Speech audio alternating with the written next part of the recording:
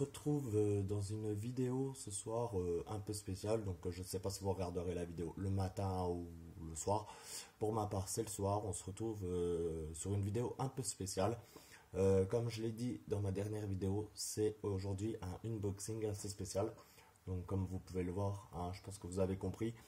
Bah écoutez, je vais vous présenter les composants de ma nouvelle config. Et dans la deuxième partie, on passera au montage. Donc, qu'est-ce que nous avons? En premier lieu, nous avons pris une carte mère, donc une Asus Prime en Z270p, au niveau de la RAM qui peut être cadencée en 3000 MHz. Donc voilà, donc qui accepte i3, i5 et i7 6e et 7e génération. Donc voilà. Donc après, je ne vais pas tout détailler, hein, je présente rapidement. J'ai appris à monter les PC par mes propres connaissances, en regardant les tutos, en m'intéressant. Donc je ne suis pas informaticien, c'est vraiment à titre personnel, c'est ma 4e bécane que je monte. Donc ensuite, j'ai retrouvé ça dans mes affaires, j'ai retrouvé ça ce soir dans mes affaires. Donc comme on part sur un thème plus ou moins rouge, j'ai dit il y a un câble SATA dedans qui est rouge. Il y a une rallonge en 4 pins pour les ventilos qui pourrait être pas mal, donc j'ai pris ça avec. Voilà. Ensuite, nous avons, alors c'est pas forcément dans l'ordre, je présente juste comme ça. Nous avons un SSD en premier disque dur pour le système d'exploitation et tous les logiciels de type driver, donc qui sera très bien. Par la suite, je rajouterai un autre disque dur, mais bon, pour l'instant, pour démarrer, ça sera très bien. Donc le système d'exploitation sur clé USB. Alors ça peut paraître con pour certains, mais je présente, donc je présente vraiment tout. Donc voilà. Ensuite, avec ça, pour le câble management, j'ai récupéré des petits Risley, donc qui feront très bien l'affaire. Donc le cœur de la bête, le voilà, c'est un i-Core, donc un i5, excusez-moi, en 7500. Donc en socket 1151. Donc voilà, quoi dire de plus là-dessus? C'est rapide, hein. C'est un très bon processeur rapport qualité-prix.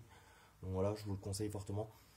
Pour faire fonctionner ça, pour aller avec ça, je vous ai pris une barrette de RAM 8 Go. Alors, cadencée à 3000 MHz. Donc voilà, cadencée à 3000 MHz. Je me suis, voilà, je vais être honnête avec vous, je me suis un peu fait avoir sur cette RAM, puisque ma carte mère peut accepter de la 2400, de la 3000 et il me semble de la 2133. Et en fait, j'ai voulu monter au maximum, c'est-à-dire 3000, sauf que je me suis fait avoir puisque le processeur en réalité ne pourra pas cadencer au-dessus de 2400.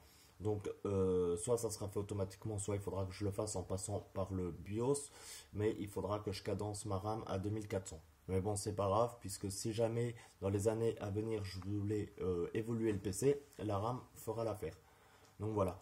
Petit deuxième point sur la RAM, il faut savoir pour ceux qui veulent faire une config que si vous prenez 8 Go de RAM, il est préférable de tourner sur deux barrettes en dual channel de 4 Go que une seule barrette en 8 Go. Vous aurez plus de profit et de rapidité au niveau cadence et tout ça. Vous aurez plus de rapidité en prenant deux barrettes de 4 en dual channel qu'une seule de 8. Donc moi, pourquoi j'en ai pris une seule de 8, c'est parce que j'ai l'intention de monter en 16 par la suite. Donc au lieu d'avoir les 4 slots bloqués en 4 Go, et ben je prends une barrette de 8 et dans les mois à venir, je reprendrai une autre barrette de 8, donc je serai bien en dual channel. En attendant, bon, bah, on tournera avec une seule barrette. Voilà. Mais si votre point définitif est de tourner par exemple sur du 8 ou du 16, il vaut mieux cadencer sur deux barrettes que de cadencer sur une seule. Voilà, je pense que vous avez compris, on va pas tergiverser là-dessus. Ensuite, nous avons, on va passer là-dessus, nous avons un ventirad, donc simple, hein, basique, avec les LED. J'ai souvent pris ça pour mes configs, ça marche très très bien, c'est suffisant. Il n'y a pas besoin de mettre un water cooling pour cette config. Donc voilà. Ensuite, là-dessus, nous avons la carte graphique. C'est une GeForce GTX 1050 Ti en 4 Go. Et niveau qualité-prix, pareil, c'est une très bonne carte graphique. Donc forcément, c'est pas le top du top. Mais encore une fois, j'ai fait un PC gamer pour profiter de pouvoir jouer au jeu, pour pouvoir faire mes montages. Maintenant, je veux pas être à la pointe. Donc niveau qualité-prix, au niveau budget final de cet ordinateur, on est sur un prix très très correct. Pour faire tourner tout ça, il nous faut une Alim. Et j'ai choisi cette Alim, donc Corsair, qui est une très bonne marque. J'ai pris une Alim en 650 watts pour avoir de la marge.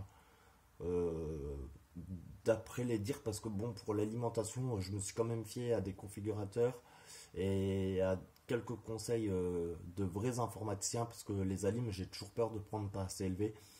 Beaucoup m'ont dit que je pouvais prendre de la 500-550 watts, qui était suffisant. Comme je vous dis, peut-être que j'évoluerai par la suite, donc j'ai pris avec de la marge, 650, c'est pas mal. Voilà, Corsair, c'est une très bonne marque aussi, je leur fais confiance, donc il ne devrait pas y avoir de soucis. J'avais ça également dans mon ancienne config, donc j'ai récupéré, je sais pas si ça ira, il faudra que je voie, peut-être que vous le verrez sur la vidéo ou dans la deuxième partie. J'ai récupéré 2 ventilateurs de mon ancien boîtier, avec des LED bleus. Donc j'essaierai de les brancher dessus. Normalement ça devrait passer sur les ventilateurs du haut. Je vous montrerai ça après.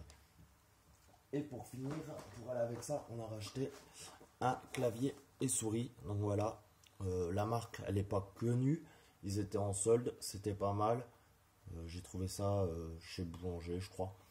Avec le clavier, les touches sont rétro-éclairées. Il y a des touches programmables de chaque côté. Et une souris qui peut aller à, si je ne me trompe pas, 3200 dpi. Donc voilà. Et on finit avec le boîtier. Alors, le boîtier, on va pas trop le voir parce que bon, il y a plein de plastique autour. C'est un boîtier premier prix que j'ai trouvé chez Cdiscount. Je fais pas de placement de produit ou quoi que ce soit. C'est juste que je fais pas de placement de produit, c'est juste que niveau qualité-prix c'est pareil, c'est un boîtier qui est pas mal. Je l'ai trouvé au prix de 34 euros. Il y a une vitre sur le côté, donc ça permet de voir. Après c'est un boîtier tout simple, donc voilà, mais qui est sympa niveau gamer. Donc après on voit pas trop ce qu'il a emballé, donc je vous montre ça juste après pendant le montage. Voilà, allez on se retrouve tout de suite pour le montage.